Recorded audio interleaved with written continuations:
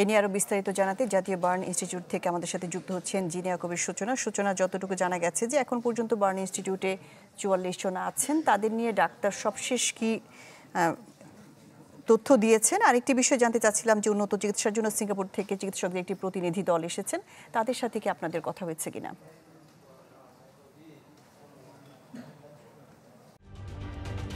ঢালাইয়ে দৃঢ়তা, নির্মাণে নিশ্চয়তা, প্রিমিয়ার সিমেন্ট, ঢালাইয়ের রাজা।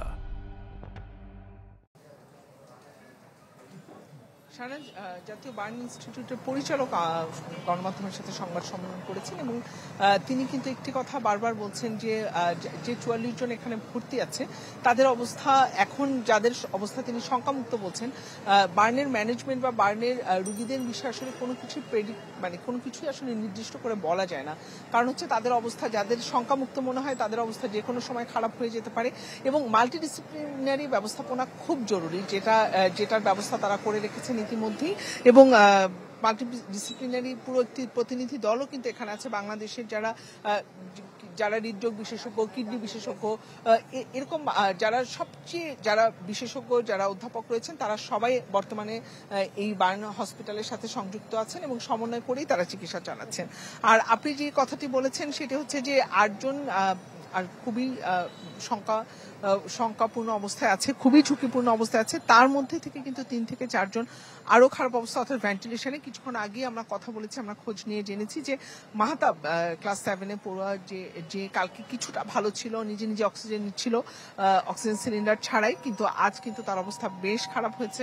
তার স্বজনরা সবাই ভিড় করেছে হাসপাতালে এবং একটি কথা বারবার বলছেন এখানে কর্তব্যরত চিকিৎসক এবং পরিচারকরা, যে বার্নের যে ব্যবস্থাপনা সেটি কিন্তু অন্যান্য দেশের সাথে আমাদের দেশের যে ব্যবস্থাপনা সেটি একেবারেই একই রকম।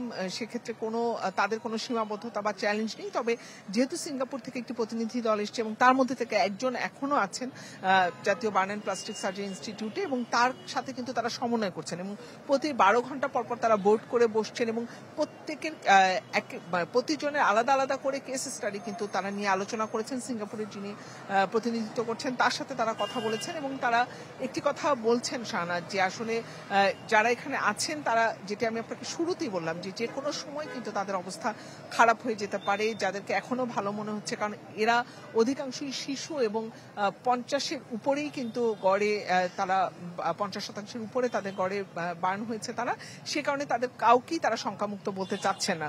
এবং এই যে 12 ঘন্টা পর তারা বসবেন এবং বসে কিন্তু তারা সিদ্ধান্ত নেবেন যে কার আসলে কি ধরনের ট্রিটমেন্ট লাগবে। যেমন আমি আপনাকে একটি ছেলের কথা বলি, জারিফ, ও হচ্ছে 38% সে পুড়েছে, কিন্তু তার কিন্তু কিডনি জটিলতা ভয়াবহ আকারে দেখা দিয়েছে এবং তার ইউরিন আউটপুটটা একদম বন্ধ রয়েছে।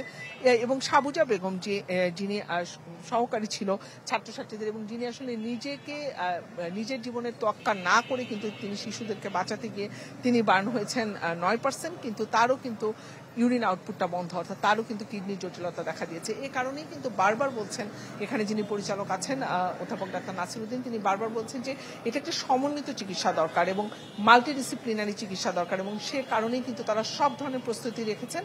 এবং সিঙ্গাপুরে যিনি প্রতিনিধি দল, তার সাথে তো তারা বসে বারবার সিদ্ধান্ত নেবেন এবং সেই অনুযায়ী তারা পরবর্তী সিদ্ধান্তগুলো একজনে একদমই আলাদা আলাদা ভাবে প্রত্যেক রোগীর জন্য তারা ট্রিটমেন্টের ব্যবস্থা করবেন। আপনি খবর সংগ্রহ করতে থাকুন। জাতীয় বার্ন ইনস্টিটিউট থেকে আমাদের সাথে যুক্ত হচ্ছিলেন জিনিয়া কবির সূচনা।